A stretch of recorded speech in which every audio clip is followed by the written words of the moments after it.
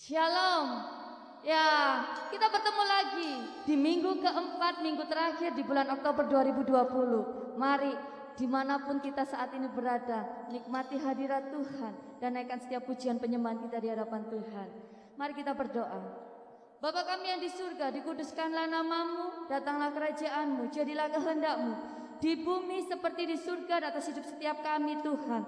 Bapa, kami mengucap syukur memiliki Allah seperti Engkau, Allah yang selalu memberkati setiap kami, Allah yang selalu mencukupkan setiap keperluan kami, Allah yang selalu mengurapi kami, menuntun kami. Saat ini Tuhan, kami sungguh mengucap syukur kalau kami boleh menikmati setiap hadirat Tuhan. Dan saat ini kami mau bersorak-sorai, bersuka cita, sebab kami tahu bahwa hanya Engkau Tuhan yang layak kami tinggikan, yang layak kami sembah. Di dalam nama Tuhan Yesus Kristus, bertatalah atas setiap pujian kami.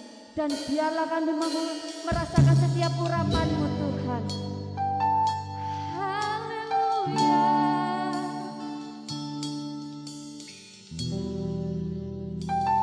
Ku masuk ke hadirat-Mu Tuhan.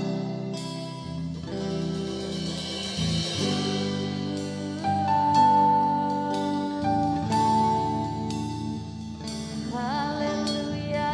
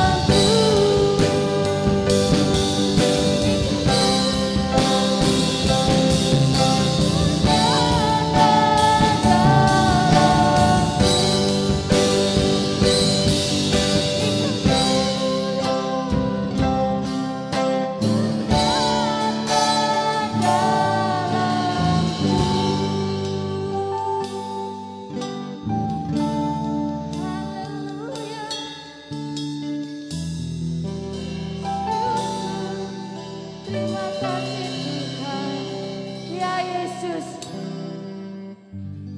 kami tahu bahwa Engkau adalah Tuhan yang layak disembah. Dan biarlah setiap pujian dan penyembahan kami ini Tuhan boleh menyenangkan hati Tuhan. Sebab kami tahu bahwa hanya Engkau-Lah Juru Selamat kami yang hidup. Di dalam nama Tuhan Yesus Kristus kami sungguh mengucap syukur. Haleluya. Amin. Haleluya. Ya, saat ini saya mengajak saudara yang di rumah dimanapun berada untuk bangkit berdiri dan siap-siap. Tuhan akan membawa kita terbang tinggi kepada kemuliaan-Nya. Amin.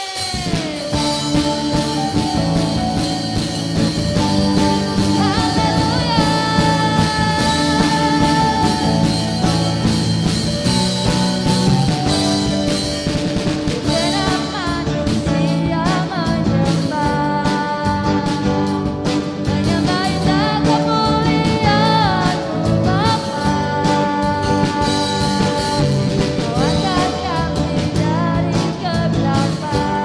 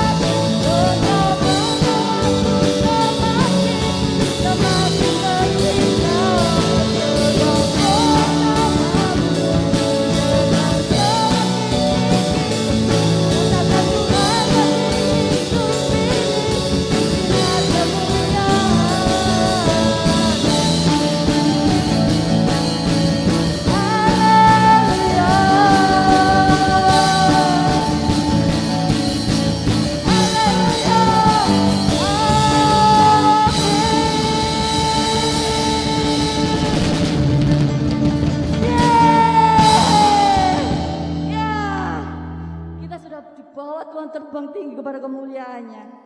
Dan biarlah hanya Tuhan yang akan menjadi kekuatan hidup saudara dan saya dalam mengarungi setiap kehidupan kita. Ya, percayai bahwa Tuhan kita hebat, Tuhan kita dahsyat. Siapkan hati kita.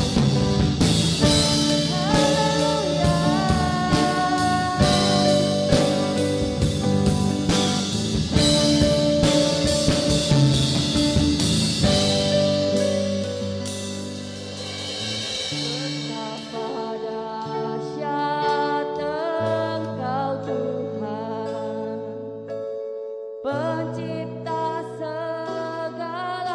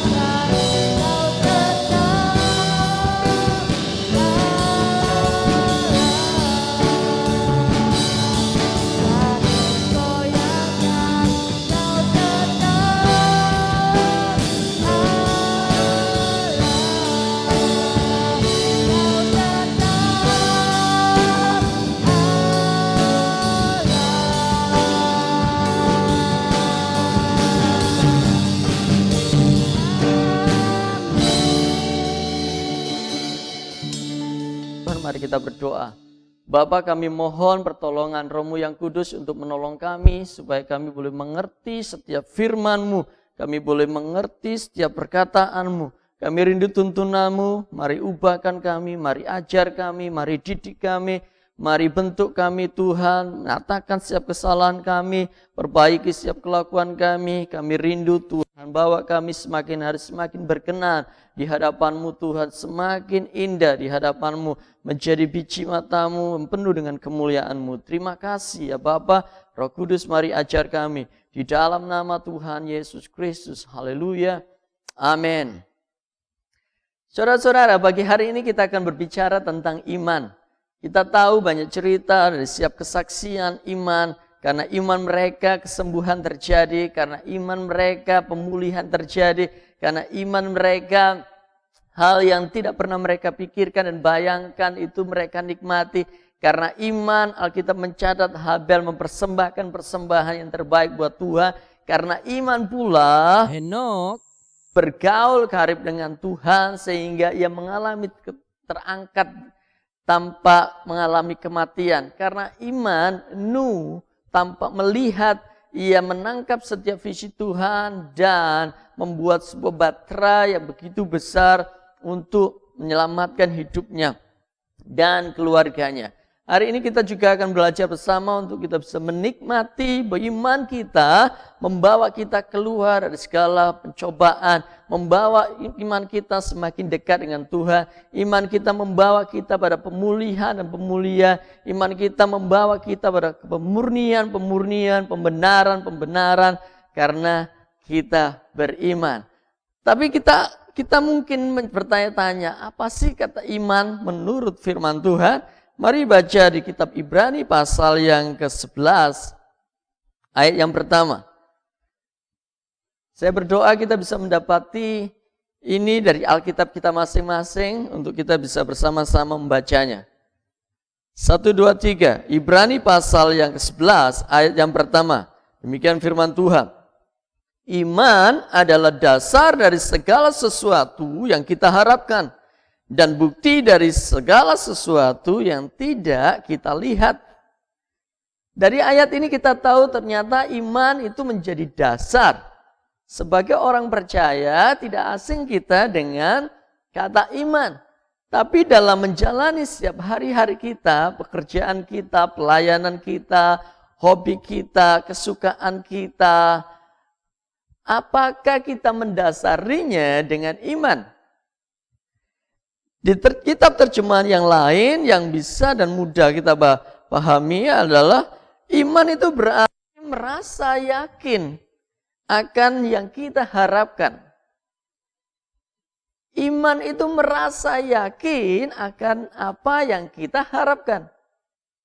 Saya mempercayai setiap kita memiliki pengharapan, banyak sekali pengharapan hari-hari ini.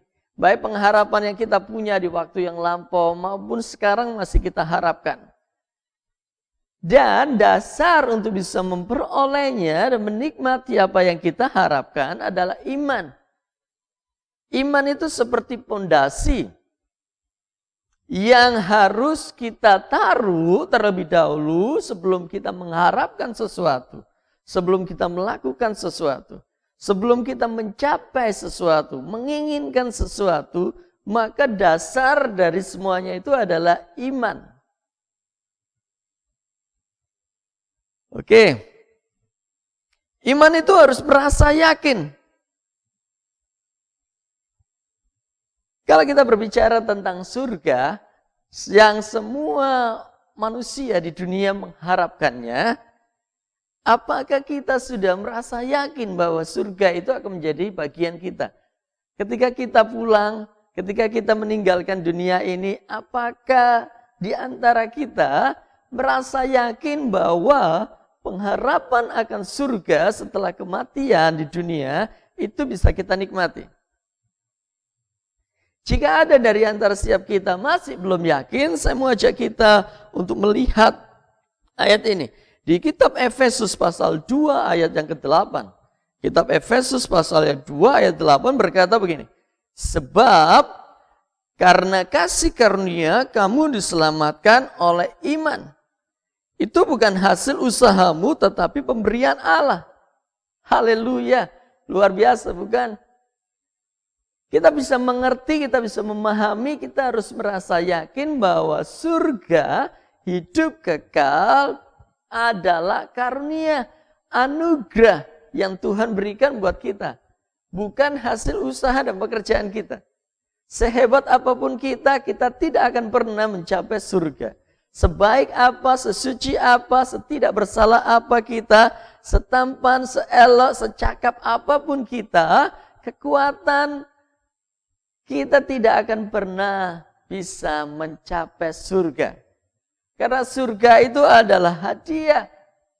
Hidup kekal itu anugerah. Anugerah karena kita percaya bahwa Kristus Yesus adalah Tuhan dan Juru Selamat. Mungkin ada yang pernah berpikir dalam hati kita, kalau begitu orang Kristen yang percaya Tuhan masuk surga, ya atau tidak? Ini terletak pada seberapa yakin kita. Nanti kita akan bahas lebih dalam. Sekali lagi saya katakan surga bukanlah hasil usaha dan pekerjaan kita. Sedermawan kita, sebaik apa kita. Bukan, tetapi anugerah, pemberian Allah buat kita. Karena kita beriman kepada Tuhan sebagai Tuhan dan Juru Selamat. Karena kita menerima Yesus sebagai Tuhan dan Juru Selamat. Yesus yang sudah mati buat kita. Yesus yang sudah menderita buat kita. Yesus yang sudah memikul dan menanggung segala beban dan dosa kita. Yesus yang mengganti dosa kita, upah dosa kita dengan kematiannya di kayu salib. Sehingga setiap kita boleh menikmati pembenaran, pembebasan, penyucian. Ingat baik-baik, setiap kita harus merasa yakin. Iman kita bukan hanya sekedar percaya nanti kalau sudah di surga, kita baru merasa yakin, tapi bukan. Sejak saat kita di dunia, kita mengenal Tuhan, kita mempercayai Tuhan sebagai Tuhan dan Juru Selamat, kita harus merasa yakin bahwa kita anak-anak surgawi. Kita akan menikmati upah itu, yaitu hidup yang kekal, surga. Yang banyak orang, banyak manusia di Indonesia, bahkan di seluruh dunia yang menanti-nantikannya dan belum merasa yakin. Oke, ingat ya bahwa jika kita beriman, maka kita harus merasa yakin akan apa yang kita harapkan. Jika yang kita harapkan adalah surga, maka iman itu akan membawa kita untuk menikmati surga. Keyakinan itu akan membawa kita menikmati surga. Bukan saja ketika kita mati, meninggalkan dunia ini dan nanti masuk ke surga. Tetapi saat kita berada di dunia, iman dan keyakinan itu akan membawa kita menikmati surga. Sejak kita meyakininya. Oleh sebab itu saya seringkali menyatakan bahwa tidak usah dikejar surga. Tapi belajar untuk menghidupi atau untuk tinggal di surga. Biasakan diri kita untuk tinggal dan menikmati surga di dunia. Visi dari gereja ini bukankah menghadirkan surga di tengah dunia? Jika kita tidak merasa yakin bahwa surga itu menjadi milik kita, jika kita tidak merasa yakin bahwa surga itu sudah kita nikmati, jika kita tidak merasa yakin bahwa surga itu ada di hati kita, di mana kita berpijak, kita akan merasa bimbang kalau kita sedang berada di surga. Langkah-langkah hari-hari kita, kalau kita merasa yakin kita surga, maka di mana kita berpijak, tempat itu akan jadi surga. Perhatikan pelayan Tuhan Yesus. Ketika Tuhan Yesus berada di sebuah tempat yang gelap sekalipun, tempat gelap itu sekejap berubah menjadi surga. Tempat di mana Tuhan bertata. Oleh karena itu, kenapa banyak orang mulai datang dan berkerumun kepada Yesus, karena di Tempat di mana Tuhan Yesus ada, di situ ada surga. Disitulah surga. Hal yang sama dengan kita. Jadi kita harus merasa yakin. Jika kita sudah merasa yakin bahwa kita menikmati surga, maka kita akan bisa menikmati hal-hal yang lain Tuhan janjikan selain surga. Misalnya mungkin di antara kita mengharapkan mukjizat. Mungkin di antara kita mengharapkan hidup yang berkelimpahan. Sehingga kita tidak hanya cukup untuk mencukupi hidup kita, tetapi bisa menjadi saluran berkat dari yang meluber yang Tuhan percayakan atas hidup kita. Baik tentang keuangan, baik tentang rohani, baik tentang sikap hidup, nilai-nilai hidup, ideologi-ideologi yang benar, kita bisa berbagi atas mereka, meluber. Tentang karakter kita, sikap hidup kita, kita bisa berbagi, kita bisa menjadi berkat. Mungkin kita mengharapkan dan sedang mengharapkan keturunan ilahi yang Tuhan janjikan, maka kita harus beriman, harus merasa yakin bahwa itu akan Tuhan berikan dan sudah Tuhan berikan. Dan belajar untuk menghidupi bahwa kita sudah menerimanya, bersikap sebagai pribadi yang sudah menerimanya. Kita sedang mengharapkan pekerjaan, pelayanan, keuangan, atau segala sesuatu yang saya tidak bisa sebutkan, maka kita harus yakin. Tanpa keyakinan, maka akan selalu ada kebimbangan dan keraguan. Sebab definisi dari yakin adalah tidak bimbang. Tidak bimbang. Yakobus pasal yang pertama ayat yang ke-6 berkata, hendaklah ia memintanya dalam iman dan sama sekali jangan bimbang. Ingat, hendaklah ia memintanya dalam iman dan sama sekali jangan bimbang. Sebab orang yang bimbang dengan gelombang laut yang diombang-ambingkan kian kemari oleh angin. Orang yang bimbang di kitab lain itu tidak akan mendapatkan apa-apa karena kebimbangannya. Mau membangun sebuah kehidupan yang bahagia, yang harmonis, tetapi memulainya dengan rasa tidak yakin bahwa pasangannya adalah pasangan yang sepadan, pasangan yang bisa menolongnya, maka bisa dipastikan perjalanan pernikahannya akan berantakan. Karena didasarinya dengan ketidakyakinan. Atau yang sederhana ketika kita memilih sebuah pekerjaan, kalau kita sudah tidak merasa yakin dengan pekerjaan itu akan membawa kita terus naik, bukan turun, maka kita tidak akan merasa nyaman untuk bekerja di tempat itu. Hal yang sama dengan waktu kita melayani.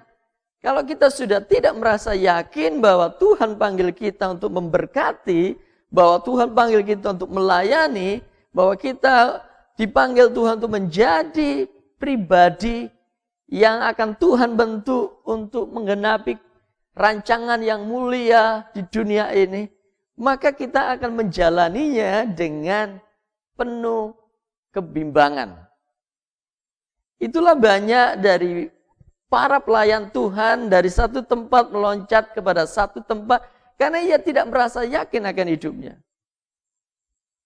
Suatu hari saya ditanya oleh seseorang, kenapa kalau misalnya ada kesempatan untuk bisa melayani di tempat lain, untuk beribadah di tempat lain, apakah Anda mau memutuskan untuk pindah ke tempat lain?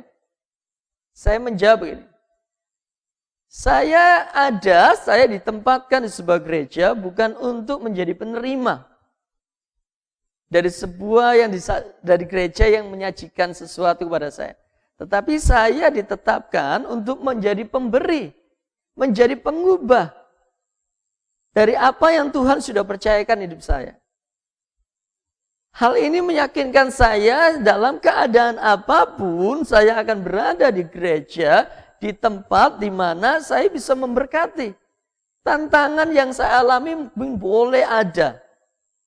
Yang kita alami juga boleh ada dalam gereja sekalipun, dalam pekerjaan sekalipun. Tapi kalau kita sudah yakin, maka kita tidak akan tergoyahkan, kita tidak akan terbimbangkan. Dan Alkitab mencatat kalau tidak bimbang maka kita akan menerimanya. Hal yang kedua, definisi dari iman menurut Alkitab dari kitab Ibrani pasal yang pertama tadi adalah iman merupakan bukti dari segala sesuatu yang tidak kita lihat. Merupakan bukti, artinya adalah mengetahui apa yang kita harapkan benar terjadi. Benar terjadi. Mengharapkan surga dan itu benar terjadi. Sekalipun kita tidak melihat surga, tapi yakini bahwa kita menerimanya. Dan itu terjadi. Oleh karena itu saya suka untuk menyanyi. Surga di hatiku. Surga di hatiku. Di mana saya berada, disitulah surga. Karena Tuhan membuat surga dalam hidup saya. Dan hal yang sama ia membuat surga dalam hidup Bapak Ibu Saudara jemaat Tuhan yang dikasihi. Kita juga terbiasa dengan mengetahui tanpa melihat tentang Tuhan yang sudah dianiaya, yang tangannya sudah dipaku, tangannya sudah berdarah-darah, lambungnya tertikam, kakinya dipaku, kuburnya yang kosong. Bukankah kita tidak melihat itu? Tapi bukankah kita juga percaya, meyakini bahwa hal itu benar terjadi? Bahwa ia memikul segala penderitaan kita, menanggung segala penderitaan kita. Darahnya mengalir dari tubuhnya, lambung yang tertikam, tangan kaki yang terpaku, kubur yang kosong, dia terangkat ke surga, ia bangkit. Sebelum ia naik ke surga, ia menjadi pengantara. Bukankah itu terjadi dan kita mengamininya? Maka untuk hal-hal yang lain kita harus mempercayainya. Termasuk bahwa kita diciptakan serupa dan segambar dengan Tuhan. Kita juga harus mempercayainya. Bahwa kita istimewa, kita luar biasa, kita hebat. Kita akan menikmati janji-janjinya Tuhan. Kita akan berbawa Tuhan, dituntun Tuhan ke jalan yang benar, ke air yang tenang. Dari kemuliaan satu kepada kemuliaan yang lain. Maka kita harus mempercayainya. Sekalipun kita tidak melihat. Apa yang kita harapkan hari-hari ini ke depan. Percayai bahwa kita sudah menerimanya. Jangan bimbang. Itulah iman. Dan apakah Tuhan akan dapati iman itu atas hidup kita? Iman yang sanggup menyembuhkan seorang yang sakit pendarahan 12 tahun. Iman yang sanggup membangkitkan seorang anak yang sudah mati. Iman yang sanggup membelah laut. Iman yang sanggup memindahkan gunung. Iman yang sanggup mengubah segala yang belum ada menjadi yang ada. Iman yang sanggup untuk melihat apa yang tidak kita pikirkan. Bayangkan itu akan terjadi atas hidup kita. Iman yang sanggup mengerjakan pemulihan. Iman yang Tuhan inginkan atas hidup kita. Haleluya, saya berdoa Tuhan dapati iman atas hidup kita. Bukan besar kecilnya iman. Tetapi iman yang hidup, iman yang terus bekerja, iman yang terus menjadi dasar atas hidup kita terhadap kekristenan.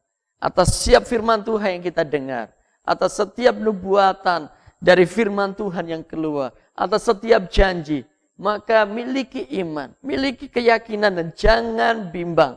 Maka iman itu akan membawa kita keluar dari jalan-jalan yang merasa kita buntu. Iman itu akan membawa kita untuk menikmati kemenangan demi kemenangan. Iman itu akan membuat kita kuat. Iman itu akan membuat kita kokoh. Iman itu akan membuat kita berkenan di hadapan Tuhan. Ibrani pasal yang ke-11 ayat yang ke-6 berkata, tetapi tanpa iman tidak mungkin orang berkenan kepada Allah. Sebab barang siapa berpaling kepada Allah, ia harus percaya bahwa Allah ada dan bahwa Allah memberi upah kepada orang yang sungguh-sungguh mencari Dia. Kita harus percaya, beriman bahwa Allah ada. Karena tanpa iman kita tidak mungkin melihat atau kita tidak mungkin berkenan kepada Allah. Tanpa iman kita tidak akan pernah mungkin melihat mukjizat. Kita tidak akan mungkin melihat pengharapan yang kita inginkan. Tidak mungkin. Iman itu. Juga karena iman, Alkitab mencatat, iman itu akan membawa kita hidup dari iman yang satu kepada iman yang lain. Dari tingkat iman yang sekarang kepada tingkat iman yang lebih tinggi. Kitab Roma pasal 1 ayat yang ke-17 berkata, sebab di dalamnya nyata kebenaran Allah yang bertolak dari iman dan memimpin kepada iman. Seperti ada tertulis, orang benar akan hidup oleh iman. Haleluya. Orang benar akan hidup oleh iman. Kualitas kekristenan kita ditentukan seberapa kita yakin akan firman-Nya, menghidupi firman-Nya. Kepercayaan kita pada Tuhan dan firman Tuhan itu menentukan keadaan kekristenan kita sekarang. Di tengah-tengah pandemi seperti ini, di mana kita kehilangan waktu bersekutu bersama-sama di gereja. Jangan sampai kita kehilangan iman kita. Jangan sampai kita kehilangan pengharapan kita, keyakinan akan pengharapan kita. Seolah-olah kalau kita tidak beribadah di gereja, maka kita kehilangan sesuatu. Kita kehilangan janjinya Tuhan. Ingat, Tuhan menaruh firman-Nya dekat dalam hati kita, dalam mulut kita. Sebab itu pastikan keyakinan kita akan siap pengharapan yang kita yakini. Itu ada, mendasari seluruh hidup kekristenan kita. Dalam hari-hari kita juga begitu. Kita harus mendasarinya dengan iman. Selanjutnya bagaimana iman bekerja? Bagaimana iman itu menuntun kita untuk menikmati janji-janji Tuhan? Yakobus pasal yang kedua ayat yang ke-26. Yakobus pasal yang kedua ayat 26 berkata begini. Sebab seperti tubuh tanpa roh adalah mati, demikian jugalah iman tanpa perbuatan-perbuatan adalah mati. Untuk membuat iman kita terus bekerja, yang kita sudah taruh sebagai dasar kehidupan kita, maka iman itu harus ditambahkan dengan perbuatan. Kalau kita menikmati janji, maka kita harus menambahkannya dengan perbuatan. Itu seperti rumusan bumbu masakan waktu kita masak. Ada ingredient, ada resep-resep. Ketika kita tidak menambahkan garam dalam masakan kita, maka kita akan menikmati rasa dari masakan itu hambar. Waktu kita menambahkan sebuah garam, sejumput atau seberapa banyak garam, maka kita bisa menikmati rasa dari masakan tersebut. Kita bisa menikmatinya. Hal yang sama dengan iman. Ada yang harus kita tambahkan untuk kita bisa mengaktifkan iman itu bekerja dan membawa kita menikmatinya. Jangan salah menambahkan perbuatan kita sehingga kita tidak menikmati janjinya. Masih ingat tentang 12 pengintai? Waktu Tuhan berjanji untuk bisa memberikan tanah Kanaan kepada bangsa Israel, 10 respon dari 10 pengintai dan 2 pengintai itu sangat berbeda. 10 pengintai melihat itu sebagai sesuatu tantangan yang besar. Dan yang menghalangi mereka untuk melihat janji itu. Tetapi 2 pengintai itu menambahkan dari apa yang dari janji yang Tuhan berikan, yang menambahkan perbuatan. Dengan memperkatakan firman itu, bahwa apa yang dia lihat itu tidak nyata. Memang benar yang mereka lihat, tetapi yang benar akan mereka nikmati adalah seperti yang Tuhan janjikan. Sehingga dari 12 pengintai yang disuruh Musa untuk memantau, mengintai 2 bangsa Kanaan, negeri Kanaan, maka hanya 2 tokoh yang berhasil menikmati tanah perjanjian. 10-nya dari generasinya kehilangan tanah itu. Saudara yang dikasihi Tuhan, perlu kita menambahkan untuk menjadi berkenan di hadapan Tuhan, tidak cukup dengan hanya beriman bahwa Tuhan itu dekat dengan kita. Tapi kita harus bergaul menambahkannya. Waktu Tuhan janjikan untuk kita hidup berkelimpahan, tidak cukup hanya beriman. Tapi kita harus bekerja. Bekerja dengan tekun, bekerja dengan rajin. Kita harus menambahkan sesuatu seperti yang firman Tuhan katakan, mengelolanya. Kalau kita ingin melihat pelayanan kita luar biasa, tidak cukup hanya sekedar untuk kita melayaninya dengan beriman bahwa Tuhan hadir. Tapi kita perlu menambahkan sesuatu dengan doa, memberikan waktu untuk Tuhan, dan bersekutu secara pribadi dengan Tuhan. Memegang janjinya Tuhan, deklarasi dan banyak hal. Dan saya meyakini dan saya berdoa setiap kita tahu bagaimana apa yang harus kita tambahkan dari iman yang kita sudah yakini. Kepercayaan, keyakinan, kita akan pengharapan yang harus kita lakukan. Dengan menambahkan itu, maka kita akan menikmati sebuah rumusan yang benar. Iman plus perbuatan sama dengan menikmati janji Allah. Ayat terakhir, Markus pasal 11 ayat 23 sampai 24 berkata, Aku berkata kepadamu sesungguhnya, barang siapa berkata kepada gunung ini, beranjaklah dan tercampaklah ke dalam laut, asal tidak bimbang hatinya, tapi percaya bahwa apa yang dikatakannya itu akan terjadi, maka hal itu akan terjadi baginya. Yakini apa yang kita harapkan, percayai, tidak bimbang, dan meyakininya sekalipun tidak melihat bahwa kita sudah menerimanya. Alkitab mencatat di kitab ini, Tuhan akan memberikannya bagi kita. Bukan waktu kita melihat setelah kita menerima baru kita percaya. Tetapi kita percaya sekalipun tidak melihat bahwa kita sudah menerimanya, maka Tuhan akan memberikannya bagi kita. Ayat 24 dari Markus pasal yang 11 berkata begini. Karena itu aku berkata kepadamu, apa saja yang kamu minta dan doakan, percayalah bahwa kamu telah menerimanya, maka hal itu akan diberikan kepadamu. Percaya, tidak bimbang, apa yang kita harapkan, kita sudah menerima, yakini, maka Bapa akan memberikannya buat kita. Haleluya. Pesan saya yang terakhir sebelum saya akhiri ibadah ini adalah, hari-hari ini kita sudah kehilangan waktu kita untuk bersekutu bersama. Tapi pesan saya, jangan sampai iman kita goyah. Jangan sampai kita kehilangan iman. Jangan sampai kita menggeser iman, kepercayaan, dan keyakinan kita akan Tuhan dan firman-Nya terhadap hal-hal lain, pengajaran-pengajaran. Percayai, ya hidup, ia akan menolong kita untuk menikmati pemulihan dan pemulihan. Dan membuat kita terus berkenan di hadapannya. Mari kita berdoa. Bapa, hamba sudah selesai menyampaikan firman-Mu, hamba mohon belas dan kemurahan-Mu, Engkau melihat setiap iman dari setiap pengharapan Tuhan yang umat-Mu naikkan di hadapan-Mu pagi hari ini.